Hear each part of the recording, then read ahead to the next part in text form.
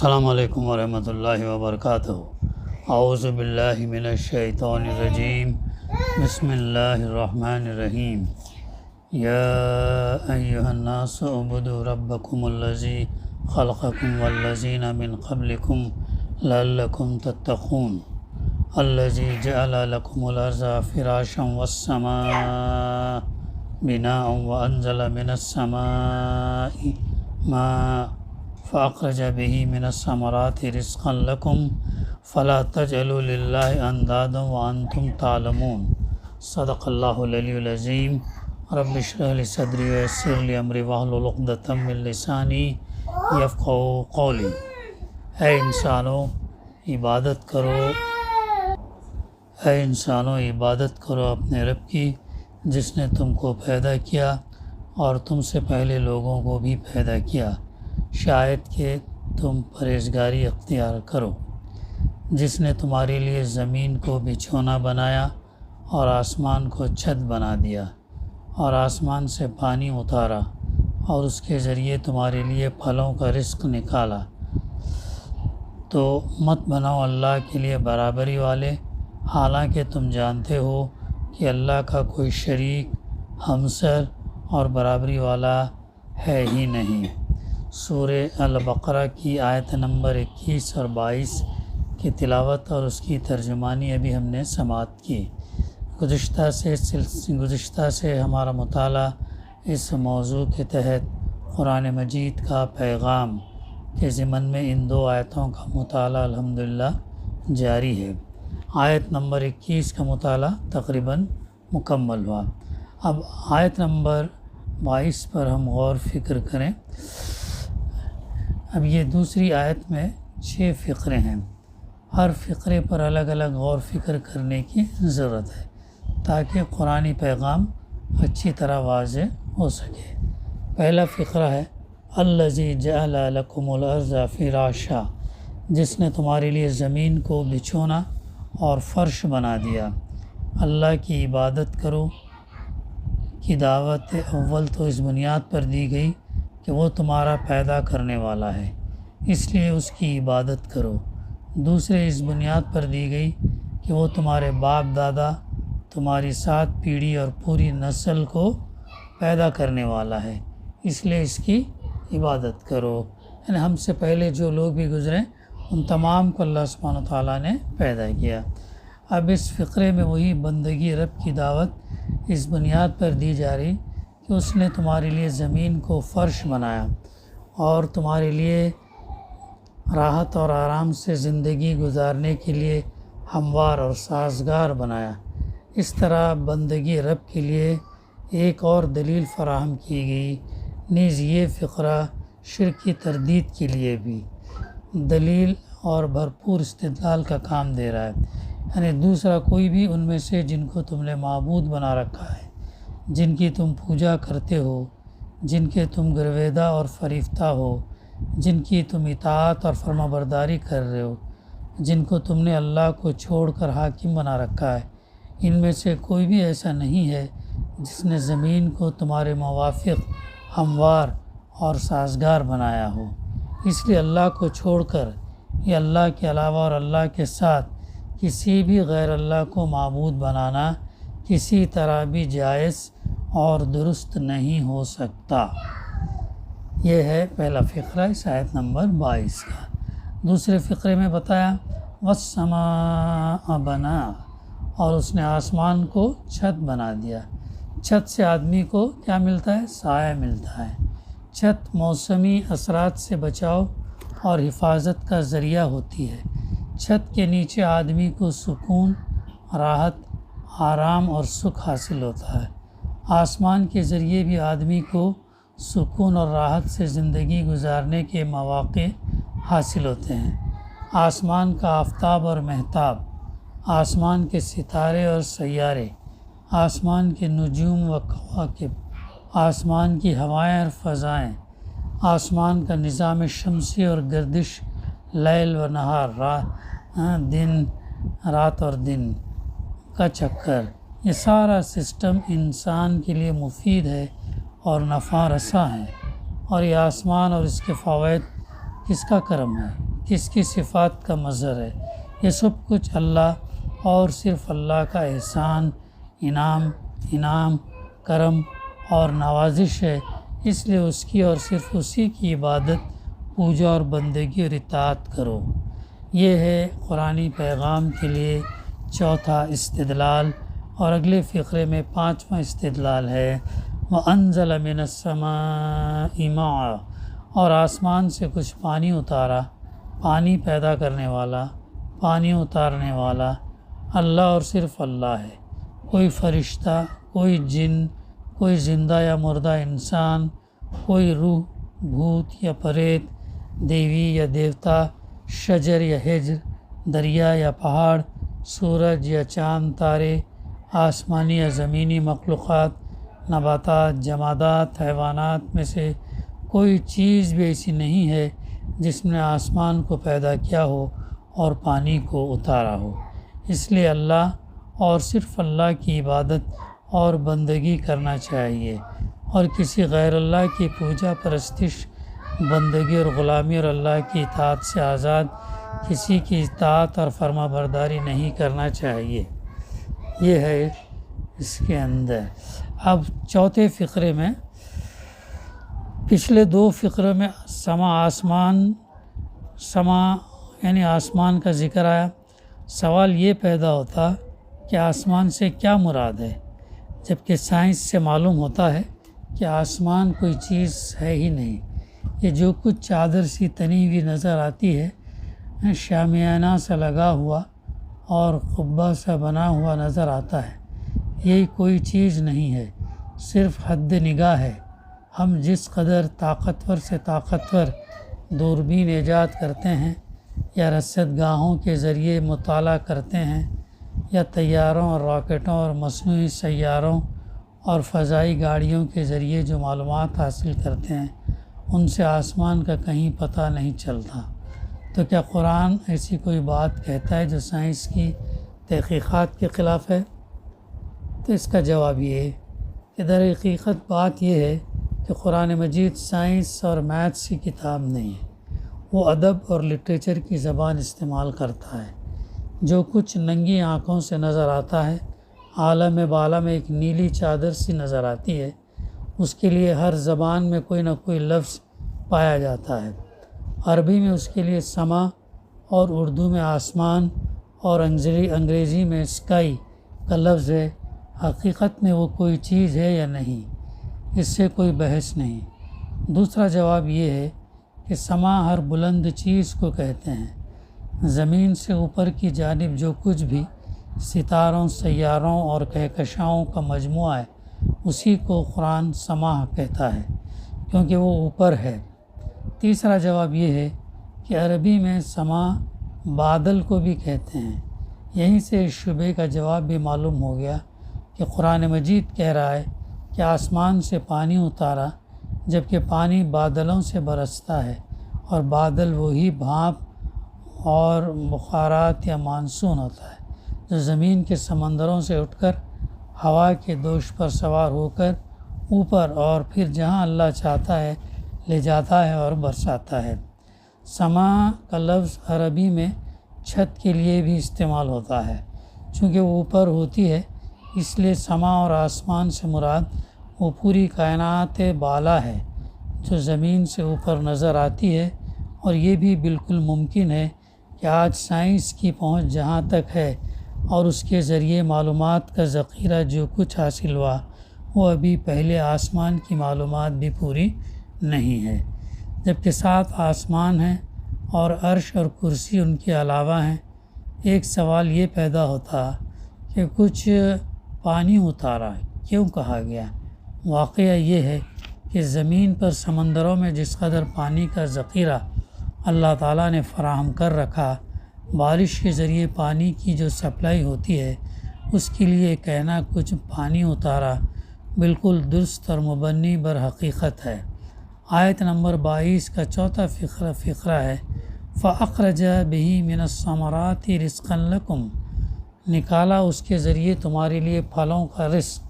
یعنی یہ بھی اللہ ہی کا کرم ہے کہ اس نے تم کو صرف پیدا ہی نہیں کیا بلکہ تمہارے لیے غذا کا انتظام بھی کیا، اور اسی پانی کے ذریعے جو اس نے آسمان سے اتارا، یہ بالکل ممکن تھا کہ اللہ تعالیٰ پانی اتارتا اور اس کے ذریعے رزق پیدا نہ ہوتا، پانی کھاری ہوتا، اس میں پیداوار کی صلاحیت نہ ہوتی، یا سب کچھ ہوتا مگر پانی زمین میں اس طرح جذب ہو جاتا جس طرح ریت کے سمندر میں پانی جذب ہو جاتا ہے، یا پانی سے نباتات اگتی مگر اس کے پھل کڑوے، کسیلے اور زہریلے ہوتے۔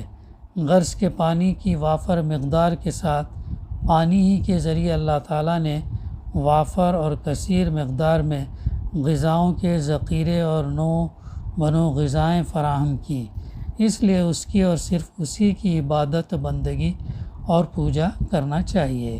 اس کے علاوہ کسی نے غذاؤں کا انتظام نہیں کیا اور نہ یہ کسی کے بس کی بات ہے، اس لیے اللہ کے علاوہ کسی اور کی عبادت بندگی اور پوجا ہرگز جائز اور صحیح نہیں ہو سکتی۔ چنانچہ اس آیت کا 5واں فقرہ ہے، فَلَا تَجْعَلُوا لِلَّهِ اندادا، نہ بناؤ اللہ کے لیے انداد۔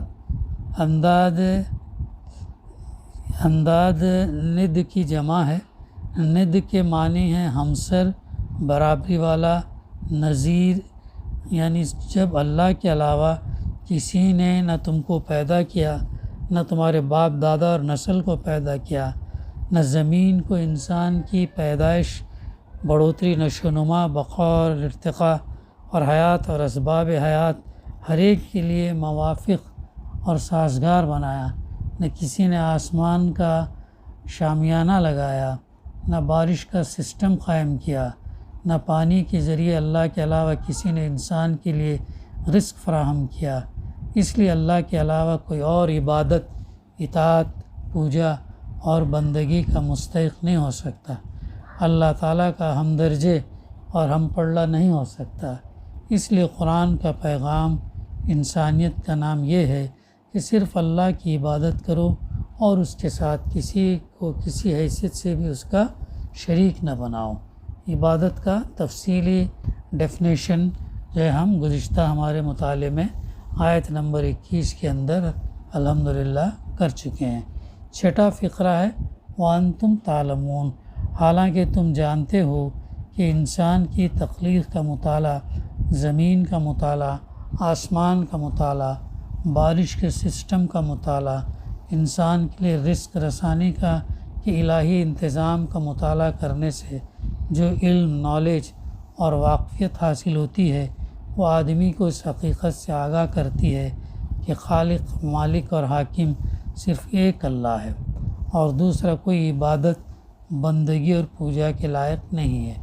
پھر تم علم کے بجائے جہالت، خواہشات اور اندھی تقلید کے بنا پر یا اغوا، شیطانی کا شکار ہو کر اللہ کے ساتھ شرک کیوں کرتے ہو؟ اس کے لیے شرکا کیوں تجویز کرتے ہو؟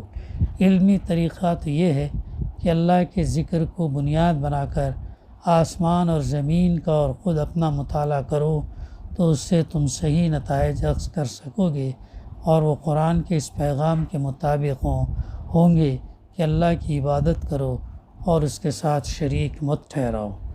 یہ ہے ان 2 آیتوں میں قرآن مجید کا پیغام جو ہے بالکل واضح طور پر ہمیں بتایا گیا ہے الحمدللہ۔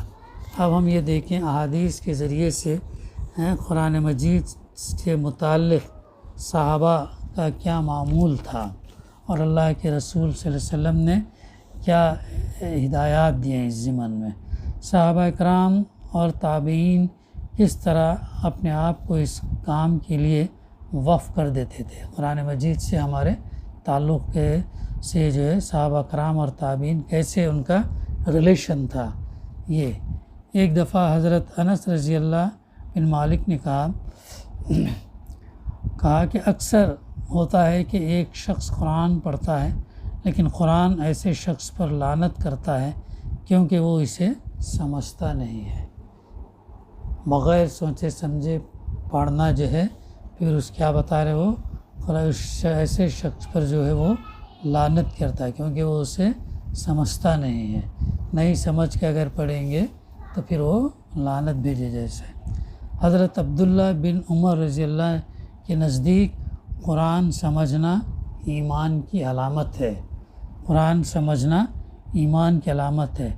بہت زمانہ گزر چکا ہے، ایسا وقت آ گیا ہے کہ میں دیکھتا ہوں کہ ایک شخص کو ایمان لانے سے قبل مکمل قرآن دیا جاتا تھا، وہ فاتحہ سے آخر تک تمام صفحات پڑھ جاتا ہے، نہ اسے اس کے احکامات کی خبر ہوتی، نہ ڈراؤں کی، اور نہ ان مقامات کی جہاں اسے توقف کرنا چاہیے۔ وہ اس پر سے اس طرح پھلانگتا ہے جس طرح کوئی جلوس میں بھاگنے والا پھلانگتا ہے۔ یہ حضرت عمر فاروق رضی اللہ نے جو ہے ان کے نزدیک ایسا معاملہ تھا۔ حضرت عائشہ رضی اللہ نے ایک شخص کو قرآن بڑبڑانے کے انداز سے پڑھتے سنا تو فرمایا اس نے نہ قرآن کو پڑھا نہ خاموش رہا، خالی بڑبڑاتا رہا، سوچا نہیں سمجھا نہیں بلکہ بڑبڑاتا رہا۔ حضرت علی رضی اللہ کا قول ہے جس قرآن نے پڑھنے پر غور نہ کیا جائے اس کے پڑھنے میں کوئی خیر نہیں۔ یعنی کیا قول ہے ان کا؟ جس قرآن کے پڑھنے پر غور نہ کیا جائے اس کے پڑھنے میں کوئی خیر نہیں ہے۔ ابو سلیمان درانی کہتے ہیں میں ایک آیت تلاوت کرتا ہوں اور پھر 4 سے 5 راتیں اس کے ساتھ بسر کرتا ہوں، اگلی آیت پر اس وقت تک نہیں آتا جب تک زیر غور آیت پر اپنا تدبر مکمل نہیں کر لیتا۔ یعنی کتنا گہرائی سے غور سے جو ہے یہ پڑھتے تھے۔ حضرت بی بی عائشہ رضی اللہ سے پوچھا گیا کہ اللہ کے رسول صلی اللہ علیہ وسلم کیسے ہیں، تو بی بی عائشہ رضی اللہ نے سوال کرنے والے سے الٹا سوال کیا کہ کیا تم نے قرآن مجید نہیں پڑھا؟ پھر جواب دیا کہ آپ صلی اللہ علیہ وسلم تو چلتا پھرتا قرآن ہے۔ پھر اس کے بعد فرمایا جا رہا اور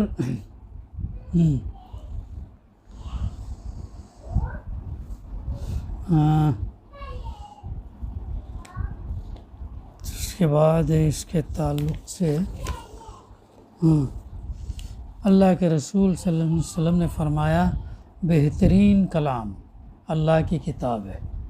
سمجھے احمد؟ بہترین کلام اللہ کی کتاب ہے، اور سب سے اچھا طریقہ وہ ہے جسے محمد صلی اللہ علیہ وسلم نے پیش کیا۔ قرآن کی فضیلت رسول اللہ صلی اللہ علیہ وسلم نے فرمایا قیامت کے دن قرآن کا عالم فرمانبردار بزرگ فرشتوں کے ساتھ ہوگا جو رسولوں کو اللہ کے پیغامات پہنچانے پر مامور تھے، اور جو شخص قرآن کو اٹک اٹک کر بڑی مشقت سے پڑھے اس کو دوہرا ثواب ملے گا۔ ملت اسلامیہ کے عروج اور زوال کا سبب اللہ کے رسول صلی اللہ علیہ وسلم نے فرمایا بے شک اللہ تعالیٰ قرآن سے بہت سے لوگوں کو بلند کرتا ہے اور اس سے دوسروں کو پستی میں گراتا ہے۔ قرآن کی اجتماعی تلاوت نبی صلی اللہ علیہ وسلم نے فرمایا جو شخص دین کا علم حاصل کرنے کے لیے سفر کرتا ہے اللہ تعالیٰ اس کے لیے جنت کی راہ آسان کر دیتا۔ جب اہل ایمان اللہ کے کسی گھر میں قرآن کی تلاوت کرنے اور اس کے پڑھنے پڑھانے کے لیے اکٹھے ہوتے ہیں تو ان پر سکینت نازل ہوتی ہے، رحمت انہیں ڈھانپ لیتی ہے اور فرشتے انہیں گھیر لیتے ہیں، اور اللہ تعالیٰ اپنے مقرب فرشتوں سے ان کا ذکر کرتا ہے، اور جس شخص کو اس کے عمل نے موقر کر دیا اس کا نسب اسے آگے نہیں بڑھائے گا۔ ایک اور جس میں اللہ کے رسول صلی اللہ علیہ وسلم نے فرمایا بلغوا انی ولو آیا، پہنچاؤ میری جانب سے خواہ میں ایک ہی آیت کیوں نہ ہو۔ اگر تمہاری جانب سے ایک آدمی بھی ہدایت پر آئے تو یہ تمہارے لیے 100 سرخ اونٹ سے بہتر ہے۔ کتنی بڑی فضیلت ہے جو بتایا گیا کہ اگر ایک آیت سے بھی ایک انسان اگر ہدایت پر آ جاتا ہے۔ قرآن میں مشغول ہونے کا صلہ اللہ کے رسول صلی اللہ علیہ وسلم نے فرمایا اللہ تعالیٰ فرماتے ہیں جو شخص قرآن میں مشغول ہونے کی وجہ سے نہ تو میرا ذکر کر سکے اور نہ جو ہے مجھ سے اپنی ضروریات کے لیے سوال کر سکے، تو میں ایسے سوال کرنے والوں سے بڑھ کر اسے عطا کروں. یعنی اتنا انسان قرآن مجید میں بزی رہتا کہ دعا تک اسے مانگنے کا یہ نہیں رہتا ہے، اور جو ہے بہت مشغول رہتا ہے قرآن میں. تو اللہ تعالیٰ ان کے بارے میں کہہ رہا ہے کہ اگر وہ دعا نہ بھی مانگے تو اللہ تعالیٰ جو اس کے سوال اور اس کے جواب کو جو ہے بغیر مانگے بھی اللہ تعالیٰ پورا کر دیتا ہے. کتنی بڑی فضیلت ہے ان کی. پھر عامل بالقرآن کے والدین کا اعزاز. اللہ کے رسول صلی اللہ علیہ وسلم نے فرمایا جس نے قرآن پڑھا اور اس پر عمل کیا، قیامت کے دن اس کے ماں باپ کو ایک ایسا تاج پہنایا جائے گا جس کی روشنی اس سورج کی روشنی سے زیادہ ہوگی جو تمہارے دنیا کے گھر میں ہو. بالفرض اگر سورج اپنی روشنی اور خوبصورتی کے ساتھ تمہارے گھر میں ہو تو وہ کس قدر پرکشش، جاذب نگاہ اور حسین لگے گا. یہ تو اس کے ماں باپ کو جو ہے وہ جزا ملے گی. لیکن تم خود اندازہ کر لو قیامت کے دن اس آدمی کو اللہ تعالیٰ کیا انعام دے گا جس نے قرآن پڑھ کر اس پر عمل کیا. صرف پڑھ لینا، یاد کر لینا نہیں ہے، بلکہ اس کو پڑھ کر اس پر عمل کرنا. عمل کریں گے تو پھر وہ تاج وغیرہ جو ہے پہنائے جائیں گا، اور پھر اللہ تعالیٰ جیسا جیسا ہمارا عمل اس کے مطابق ہوگا تو ہمارے درجات اللہ تعالیٰ جنت میں بڑھائے گا. اگر ہم یاد کریں، عمل نہیں کیے، تو پھر جیسے ہمارے اعمال ہوں گے ویسے ہمارے جنت کا جو درجہ جو ہے وہ گھٹے گا. تو یہ بہت ضروری ہے. تو ہم جب قرآن مجید کا مطالعہ کریں گے تبھی ہم کو بات سمجھ میں آئے گی کہ آیا ہمارے اعمال اس کے مطابق جا رہے ہیں یا ہم اس کے خلاف عمل کر رہے ہیں، یا اپنے نفس کی خواہشات کی تکمیل کر رہے ہیں، یا باپ دادا رسم و رواج کو پورا کر رہے ہیں. تو یہ جو ہے خود اس کا جواب جو ہے جب ہم ترجمے سے پڑھیں گے تو جو ہے بات واضح طور پر سمجھ میں آئے گی. شہر رمضان الذی انزل فیہ القرآن ھدی للناس وبینات من الھدی والفرقان. رمضان وہ مہینہ ہے جس میں قرآن مجید اتارا گیا جو لوگوں کے لیے ہدایت کرنے والا ہے، اور جس میں ہدایت کی حق اور باطل کی تمیز کی نشانیاں اللہ سبحانہ وتعالیٰ نے جو ہے وہ بیان کی ہیں. تو یہ ہے عزیز ساتھیو قرآن مجید کے تعلق سے اور احادیث کے ذریعے سے قرآن مجید کا جو پیغام ہم تک پہنچنا چاہیے وہ ہے یہ پیغام. تو اس کے مطابق ہم پڑھیں، سمجھیں، عمل کریں، اور دنیا سے گزرتے وقت یہ دیکھیں کہ میں کن اعمال میں کمزور تھا اور کن اعمال میں تیز تھا. تو اس سے ہم کو اندازہ لگ جائے گا کہ ہمارا ٹھکانہ کہاں ہوگا. ربنا تقبل منا انک انت السمیع العلیم وتب علینا انک انت التواب الرحیم. صلی اللہ تعالیٰ علی خیر خلقہ وعلی آلہ وصحبہ اجمعین والحمد للہ رب العالمین.